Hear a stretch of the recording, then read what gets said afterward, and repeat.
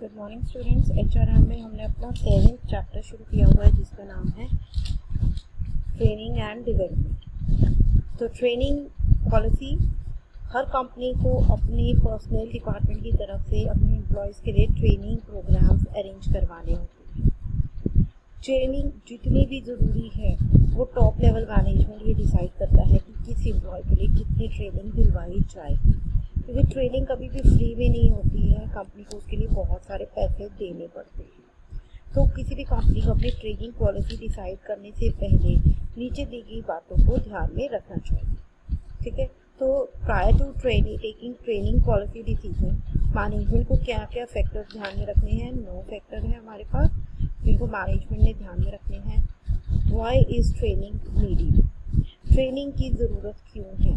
ठीक है, कौन से ऐसे एम्प्लॉयज़ हैं जिनको ट्रेनिंग की ज़रूरत पड़ेगी, तो why is training needed. What can be the objectives achieve by training. अगर आप अपने एम्प्लॉयज़ को ट्रेनिंग दिलवाते हो तो कंपनी के कौन से ऐसे ऑब्जेक्टिव हैं जो अचीव कर लिए जाएंगे। फिर who is responsible for conducting training program, जो ट्रेनिंग है उसको कौन कंडक्ट करेगा। ठीक है, किसकी जिम्मेदारी ठहराई जाएगी कंपनी के अंदर कि आपने ट्रेनिंग करवानी है। Whether training will be formal और इनफॉर्मल, जो ट्रेनिंग प्रोग्राम्स हैं क्या आपने फॉर्मल ट्रेनिंग दिलवानी है या इनफॉर्मल ट्रेनिंग दिलवानी है। What are the priorities of training, training की प्रायोरिटीज़ क्या है। प्रायोरिटीज यानी कौन सी चीज़ों पर आप सबसे ज़्यादा ध्यान दोगे ट्रेनिंग दिलवाते हैं। What is the type of training, general और स्पेसिफिक। जनरल ट्रेनिंग होती है जो आप सभी एम्प्लॉयज़ को एक जैसे दिलवाओगे, और स्पेसिफिक यानी कुछ पर्टिकुलर एम्प्लॉयज़ को कुछ पर्टिकुलर काम करने के लिए जब सिखाया जाएगा तो वो स्पेसिफिक ट्रेनिंग कहलाती है। When and where the training is to be conducted, training कब और कहाँ होगी, क्या कंपनी के अंदर होगी, क्या कंपनी के बाहर होगी, तो वो सारी चीज़ें भी पहले ही डिसाइड करनी है। What sources be put to use for training, training के लिए कौन से सोर्सेज को आपने यूज़ करना है। Whether any stipend will be given to the employees during training course, अब जितने समय के लिए आपके एम्प्लॉयज़ ट्रेनिंग करेंगे यानी कि वो ट्रेनिंग करेंगे तो कंपनी का काम तो नहीं कर पाएंगे। जब वो कंपनी का काम नहीं करेंगे तो क्या आप उनको सैलरी दोगे या बदले में कोई स्टाइफंड होता है, कोई ट्रेनिंग के बदले में पैसा देना, पेड ट्रेनिंग जिसको कहते हैं। तो what we the training will confirm to labour policy, कौन सी लेबर पॉलिसी के हिसाब से आप ट्रेनिंग दिलवाओगे।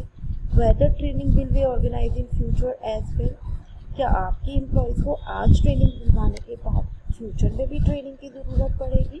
तो किसी भी कंपनी को अपनी ट्रेनिंग पॉलिसी के अंदर ये सारी चीज़ें पहले से ही लिख कर रखनी चाहिए ताकि उन्हें बाद में डिसीजन लेते हुए कोई भी दिक्कत ना हो।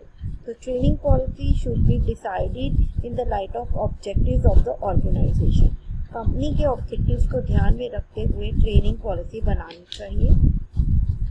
जो ट्रेनिंग पॉलिसी है वो नीचे दी गई चीज़ों को पूरा करे, खरी उतरे।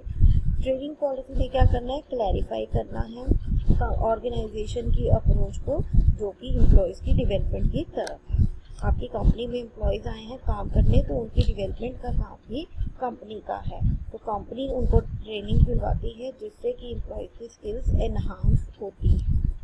It must serve as a guide for framing and implementing training program, तो जो ट्रेनिंग प्रोग्राम है कंपनी ने क्या करना है, एक गाइडलाइन बनानी है जिससे कि वो ट्रेनिंग प्रोग्राम्स को इम्प्लीमेंट कर सके। Provide information to all employees affected by training, जिन एम्प्लॉयज़ के ऊपर ट्रेनिंग का असर पड़ेगा उनको आपने इसके बारे में सब कुछ बताना है।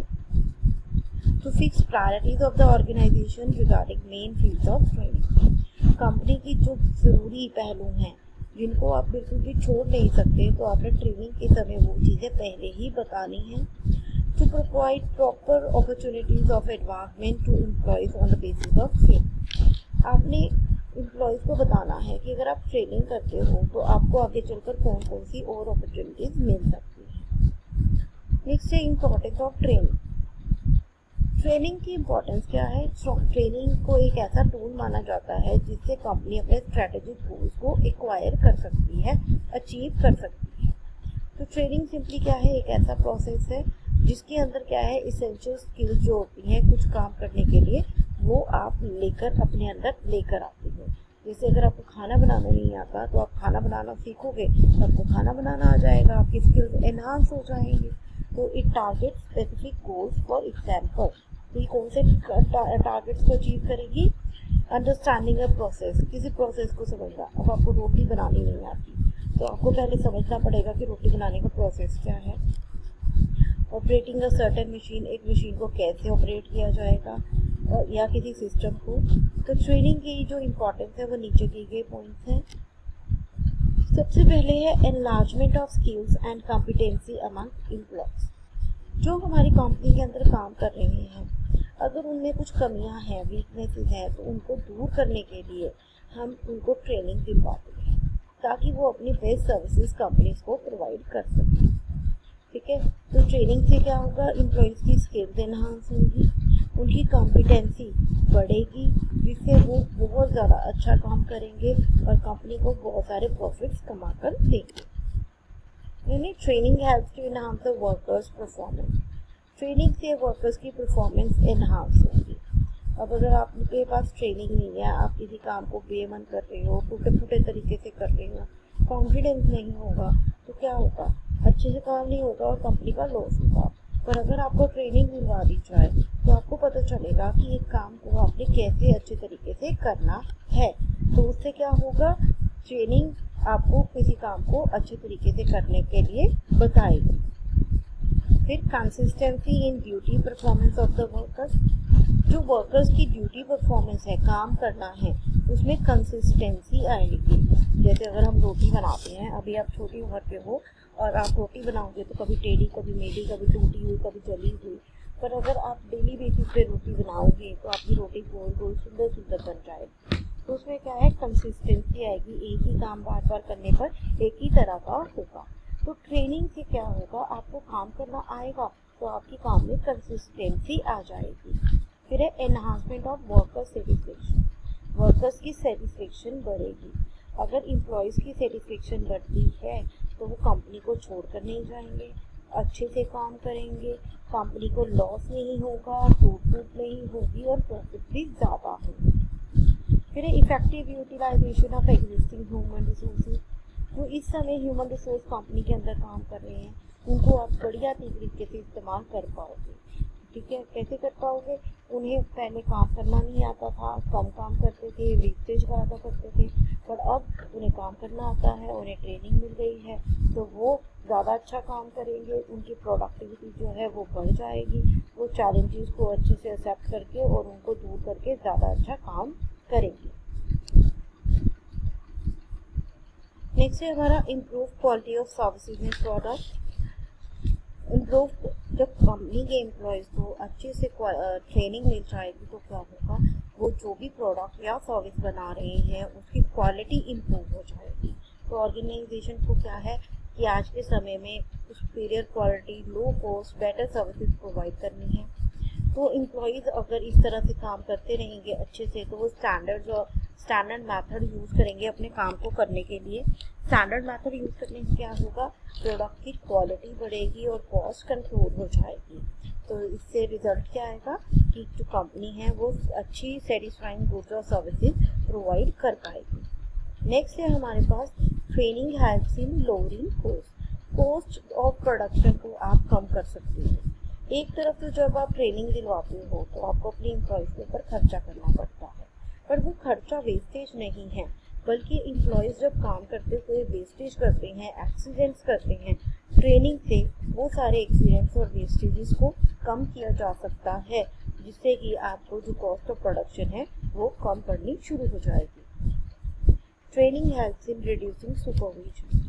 वर्कर्स जब काम करते हैं तो उनके ऊपर एक सुपरवाइज़र रखा जाता है जो हर समय ये देखे कि वो काम कर रहे हैं या नहीं कर रहे हैं तो ठीक काम कर रहे हैं या गलत काम कर रहे हैं। तो अगर आप अपने एम्प्लॉयज़ को ट्रेनिंग दिलवा दोगे तो उन्हें पता होगा कि काम करने का सही तरीका क्या है, तो आपको जो सुपरवाइज़र हैं वो कम से कम चाहिए होंगे। Training establishes a better organisational climate. Training से एक बढ़िया ऑर्गेनाइजेशनल क्लाइमेट बनता है, वेल डेवलप बनता है, एम्प्लॉयर और एम्प्लॉय के रिलेशन सुटेबल होते हैं, कोऑर्डिनल होते हैं। तो इससे क्या है, एम्प्लॉयर एम्प्लॉय रिलेशनशिप बढ़िया हो जाता है, इंडिविजुअल्स अपने गोल्स को अचीव कर पाते हैं, कंपनी के अंदर पॉजिटिविटी आती है। Training enhances competitive advantage, company की कॉम्पिटिटिव एडवांटेज बढ़ती है, आपकी वर्कफोर्स बढ़िया हो गई है, कॉम्पिटेंट हो गई है, तो और कंपनीज के साथ आप अच्छे से कॉम्पिटिशन फाइट कर सकते हो। फिर training can develop high moral in employees का मोरल यानी मेंटल सेटिस्फेक्शन बढ़ेगी, उनका पॉजिटिव एटीट्यूड बढ़ेगा, जॉब सेटिस्फेक्शन बनेगी, एनहांस्ड अर्निंग, जॉब सिक्योरिटी, ये सब चीज़ें उनके अंदर रहेंगी।